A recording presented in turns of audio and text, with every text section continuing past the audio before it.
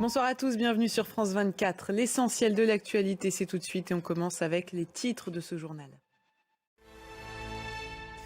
Prendre le contrôle de Gazaville, l'objectif du gouvernement israélien est maintenant clair et noté noir sur blanc. Il s'inscrit dans un plan présenté par Benyamin Netanyahou.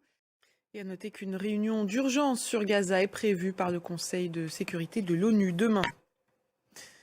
L'Ukraine rend aujourd'hui hommage à l'une de ses journalistes, Victoria Roshchina, décédée il y a un an dans une prison russe. Et alors que la guerre fait toujours rage en Ukraine, l'Azerbaïdjan et l'Arménie s'apprêtent à signer un accord de paix ce soir. Les dirigeants des deux pays se trouvent actuellement à Washington puisque ce texte sera signé sous l'égide des États-Unis. Haïti tente une nouvelle sortie de crise. Le Conseil présidentiel de transition a nommé hier Laurent Saint-Cyr à la présidence tournante. L'entrepreneur aura pour objectif principal de rétablir l'ordre dans un pays en proie à la violence. Les précisions d'Étienne Paponeau. La Californie de nouveau touchée par un incendie. Le feu s'est déclaré dans le sud de l'État hier après-midi dans une région montagneuse.